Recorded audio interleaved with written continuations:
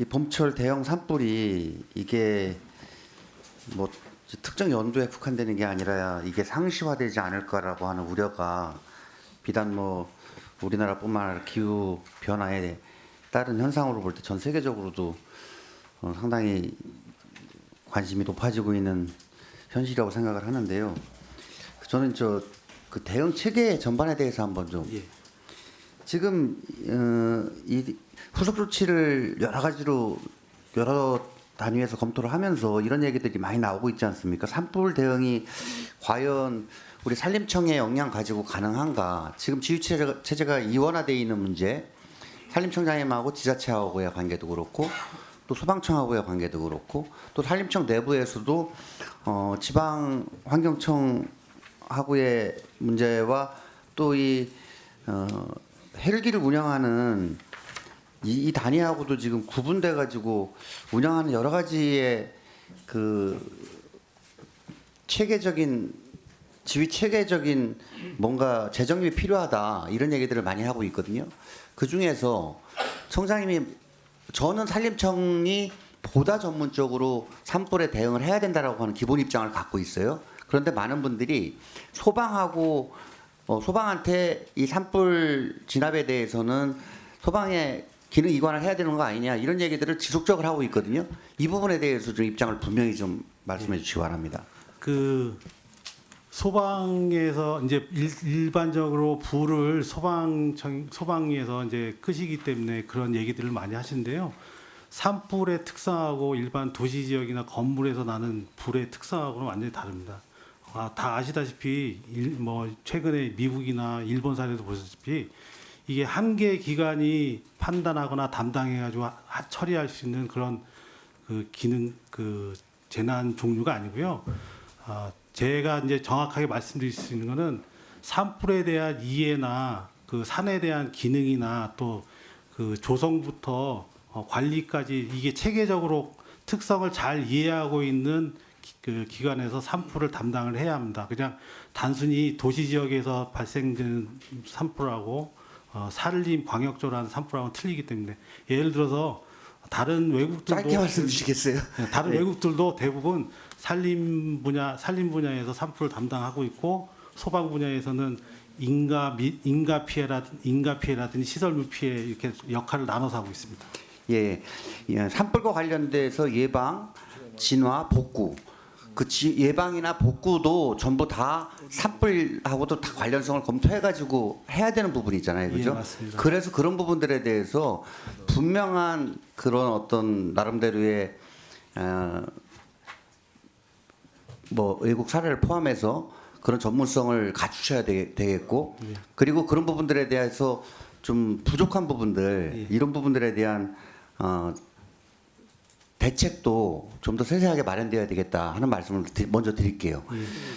산불 예방에서 가장 중요한 게 사실 항공 분야잖아요. 예. 그런데 지금 우리는 다 헬기 기반 아닙니까? 예. 뭐 노후화된 고령화된 문제 뭐 여러 가지 많은데 이 고정익 도입 계획은 없습니까? 저희가 사실은 2022년 울진 삼척 산불 났을 때도 그랬고 그 전에도 고정이익 도입하려고 이제 많은 노력을 했습니다. 작년 예산에 고정이익기에 그 탑재할 수 있는 물탱크 예산도 사실은 80억 확보를 했습니다. 했는데 이제 국방부하고 협의를 하는 과정에서 군 수송기를 이제 산불 기간에 일시적으로 활용하는 거에 대해서 협의를 행안부, 국방부, 산림청 여러 기관 한 20여 회 정도 회의를 계속했는데 결론적으로는 조금 잘 안 되는 것으로 그렇게 저희들이 결론이 났습니다. 아까 주의 체계에 이어서 이 부분 좀 말씀드릴게요. 지금 산불 이번에 그 순직하신 분들 포함해서 산불 그 예방 진화대가 9,604분이 계시잖아요. 네, 맞습니다. 이게 산림청의 직접 일자리 사업이라 고령화 문제가 있고 예.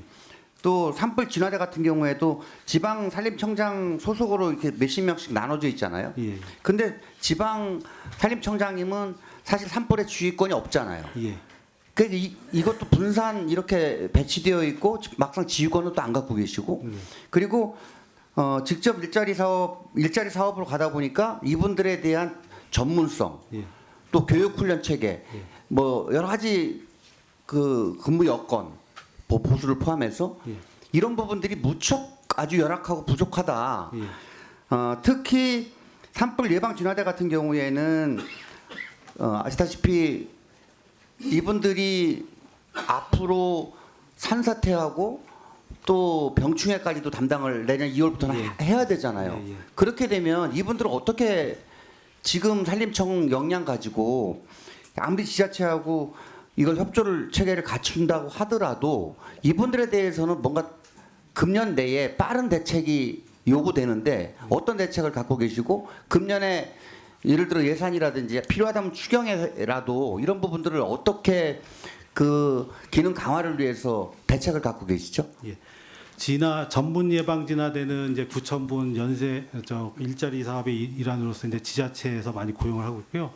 특수 진화대는 그 산불에 직접 붙어서 하는 그 435명. 예, 정규직으로 되어 있습니다.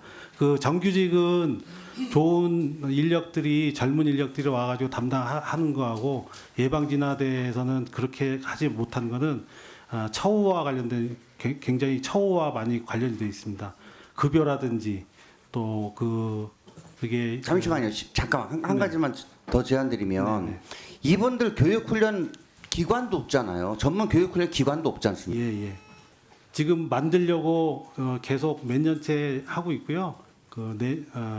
산림 재난 교육 훈련 센터를 만들려고 지금 몇 년째 노력을 하고 있습니다. 근데 예산 확보라는 이게 좀 더뎌서 그렇습니다. 그리고 인원 이 정도 10,000명 정도 교육시킬 수 있는 인원인데 이거를 빨리 대책을 안 세우고 전문성을 못 갖춘다라고 하면 이건 정말 무책임한 거다. 저는 이렇게밖에 말씀드리겠습니다. 꼭 좀 만들어 주세요. 예, 노력하겠습니다. 네.